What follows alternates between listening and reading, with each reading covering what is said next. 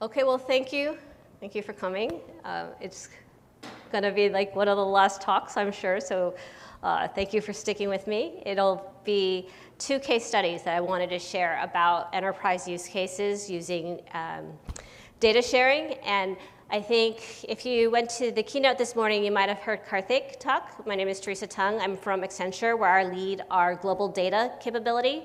And we see much more of a demand for confidential computing than ever before. I know this technology has been around for a while, and I would say the need for AI and the need for data sharing, people have understood it, but it hasn't been a top-line priority, right? So CEOs, the board of directors are asking their teams, what are you doing with AI?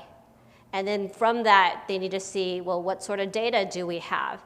And very quickly, we find that enterprise data is not ready. There's not enough of it. There's not good quality. There's not safe ways to exchange the data. A lot of these generative AI use cases that people have in mind, it's very easy where we talk to these companies, and they've gone through use cases where, again, from a board level directive, from a CEO perspective, they've mobilized the whole company to look for use cases, right? All sorts of use cases, and people are so excited, right? So a lot of people there are so proud. They're like, I found 127, some large number of use cases. The problem with that is they are lacking the data to do any of the work. And a lot of these use cases are cross-functional use cases. That means they cross different parts of the business, right? So even to look at a whole picture of a customer, what we call customer 360, you need to look at the customer from the perspective of prospective customers. You might look at customer transactions. You might look at customer service. And sometimes these are usually in different functions. So even to be able to have that holistic picture of the customer, you require all these different parts of the business where they might not be set up to share data or might not make it easy to share data. I'm right here, so I guess I don't need the clicker, but so, when we're seeing these emergent risks with data sharing, I think by this talk you've probably already seen what the risks are, but let me just build it out for you. So number 1 is your intellectual property leakage. So Karthik shared this morning one of the use cases with an industrial manufacturing monitoring company, somebody who puts equipment within data centers or within factories. And this equipment manufacturer, they're monitoring and they're looking at improving the cooling, improving the power of buildings, right? Large data centers and large buildings like this hotel. As they do that, their customers are demanding AI. Like they say, I hear about this AI stuff, right? And they want to buy AI. They don't want to share data. But 2, this company also doesn't want to share their IP. So they say, give us your model, and then I'm going to run it for you. But by giving them the model, you're also giving away the whole reason that they would license the software in the first place. So I think that's one risk. The second one, as I mentioned, is data fragmentation in silos, right? I mentioned being able to even just see 360 of a customer. Even within a company, these are different parts of the business. Much less if you're working with partners, right? Upstream and downstream partners to get that full view of the customer. You now want to work beyond your company. So the fragmentation of silos is another. And how we've traditionally gotten over this one is by tokenizing and masking the data, right? We know that generative AI has new risks when even you tokenize and mask. Now because generative AI can help undo some of that capability that you had just put in to mask that privacy. So generative AI is actually used as a weapon to be able to undo some of those protections that we had in place. Generative AI is used to create deep fakes that are tricking people into being able to share their data mistakenly. So that weaponization is another piece that more than ever, generative AI is accelerating these risks. It could also be just an accident. People aren't, I don't know why it went forward, but it's making an accidental move to be able to, anybody who can download LangChain, suddenly they're like a generative AI startup. And so that ability to now create this capability and you share data with this startup or somebody in the company who's just started to play with generative AI, that's great that they're experimenting. But the risk is that when you give them your data, you're also putting yourself at risk. You could bet even the biggest companies like ChatGPT, right? When Samsung used ChatGPT and they had data leakage through that capability, that developer who did that was probably a hero for a week until that risk was found out, right? So if even the biggest companies like ChatGPT have this sort of capability, that's another case for risk. And finally, the evolving geopolitical standards, right? We know that there's a lot of new standards coming out, and so being able to keep data where it's at, making sure that it's protected as companies and as engineers and data users, right? We need to make sure that we're playing a role there. So with that landscape in mind, I wanted to share 2 use cases, right? The first use case is being able to create a bigger picture of data to be able to protect all of us. So this is telcos working together. And you can imagine that there's a lot of risks, right? We're being attacked pretty much all the time with some of these cyber threats. And to be able to see the whole picture, you can't see it as a single telco, right? Some of these large denials of service attacks, and there's like really some sort of ghost pushing that that's, maybe I'm being attacked as we're talking about. I plugged in this USB, but you want to be able to have a complete view of the picture, right? So being able to see these attacks as they're forming means looking across the different telcos. One telco might not be able to see it all. And so to do this, I guess we'll just go forward. Somebody wants me to go, right? Is that we work with Opaque to use some of their confidential computing capability. Right, so one is that each of these member telcos, they could encrypt using their own key the data that they have. And in this case, it might start with really easy. Can I see the same IP addresses? Can I see the same attack patterns? Right, so it might start without a lot of AI, right? Just by seeing the same things is already quite good. So they're going to add each of their encryption keys.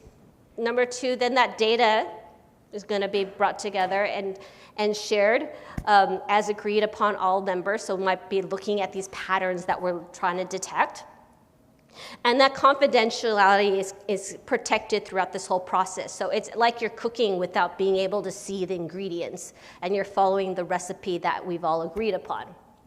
And then finally, then the output is then sent back to the users. So this has a really great benefit. I think one is being able to protect the data, but then 2 is when an insight is found, right, we can actually see the logic that was run, the recipe that was executed, in my analogy, the data that was used, and being able to have each of the parties control, right, how they want to decrypt and see that data.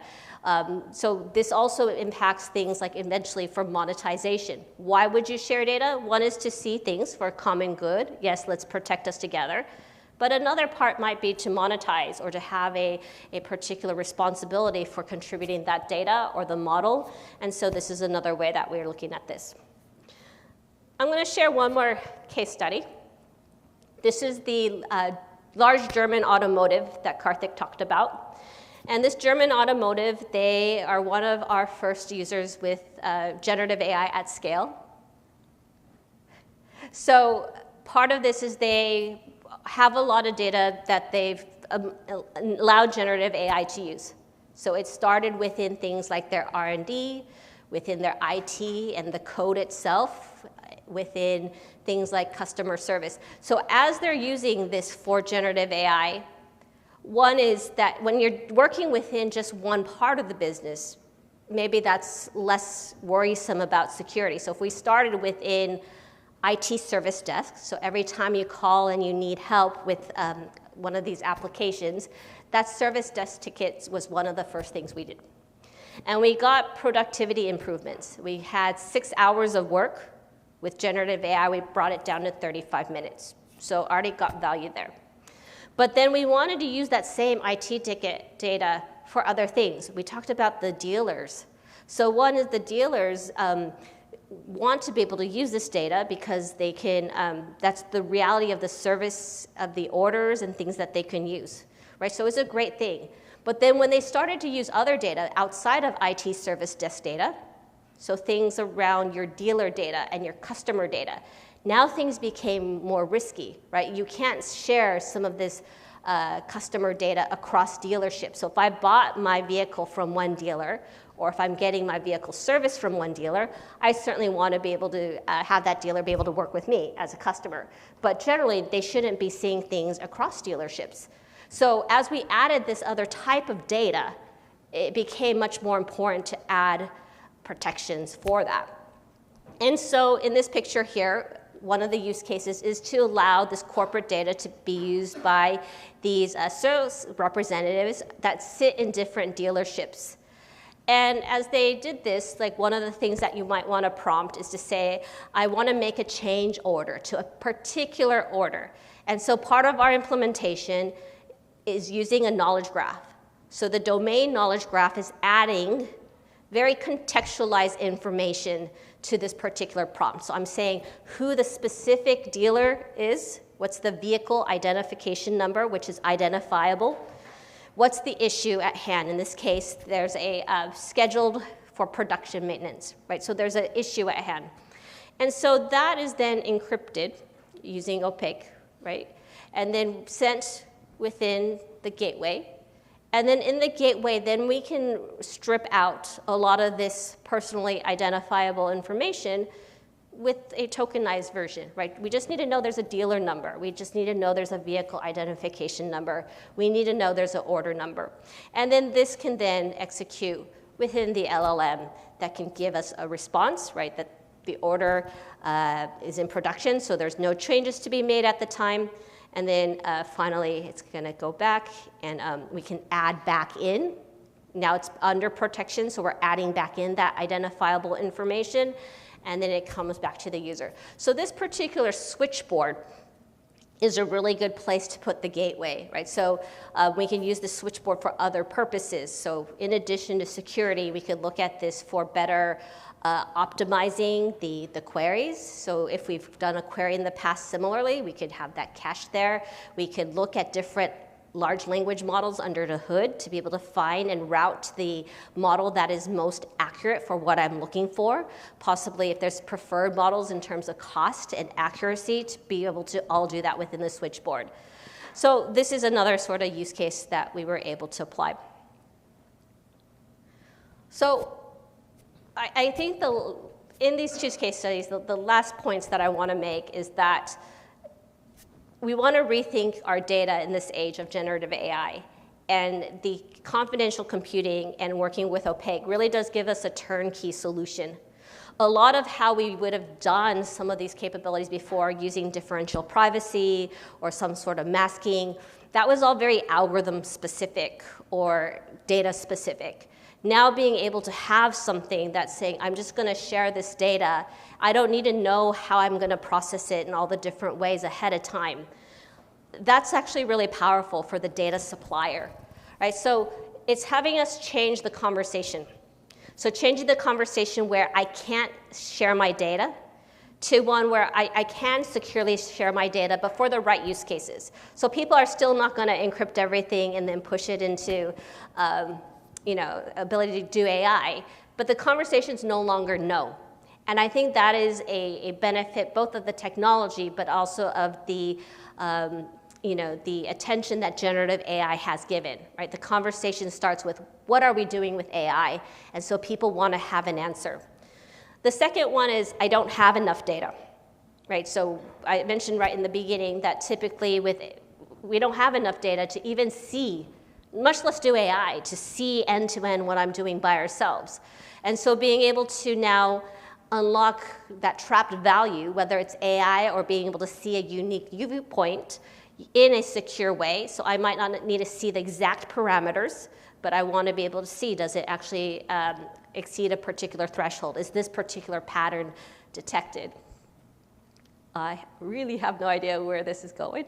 And then finally, I can't access the infrastructure. So we know that with training a lot of these large language models, we're going to need to use GPUs. The reality is that the reason why NVIDIA stock is doing so well, right, is there's not available, right? It's very hard to get GPUs. So with that in mind, being able to use the cloud and shared infrastructure would be great. But part of why you might be training or fine-tuning your model in your first place is because you have proprietary data that you may not want to be able to put to these shared environments. So being able to use something like confidential computing, even through the encryption phase, but certainly in the inference phase, is another way that we can change the conversation of what we knew before. So I think with that in mind, those are the things that I want to share. If there's any questions, I'd be happy to take them. And I've never seen this sort of slides drive itself, but would love to know if security experts can tell me what's going on. And that's it. Thank you.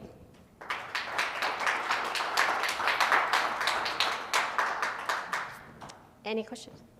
Have you seen any use cases for federated learning using the confidential computing?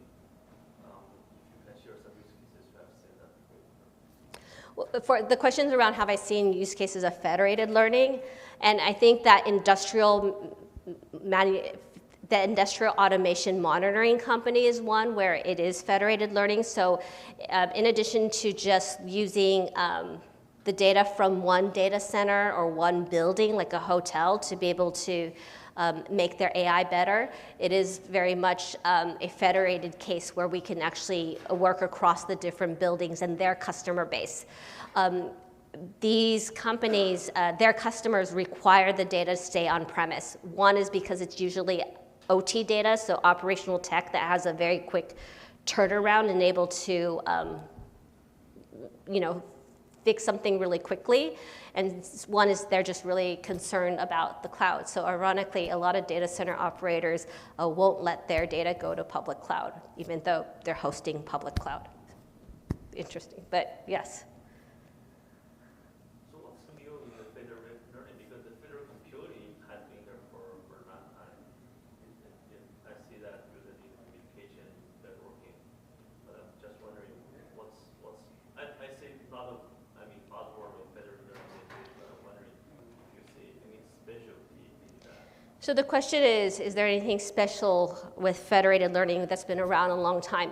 I think federated learning and a lot of these techniques before generative AI suffer from two things. You had to find particular use cases, and there wasn't the top-down support. So what's changed is not necessarily just a technology change, it's a change from the business, right? CEOs, your parents, your kids, people are saying, oh, AI, they could talk about AI, they want to know about AI. It's changed the consumer experience. ChatGPT has changed what our next generation of consumers and workers are expecting from the tech. So because of that level of interest, now people are going through, like I mentioned, these exercises to say, let's look for all these generative AI opportunities.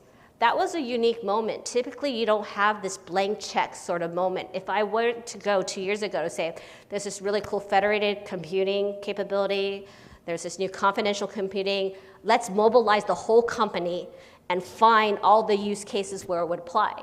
There certainly are a lot of use cases as well, right? In fact, I would say that a great place to work is to take these exercises that companies did to find the 127 use cases that I mentioned, and then use that to go back to say, like, well, where could confidential compute, where could federated learning, where could more normal types or traditional types of precise and accurate AI actually apply, right? This is a unique time. And I would say that wasn't true 2 years ago. Thank you. Okay. Well, thank you so much, and I'll give you back some time.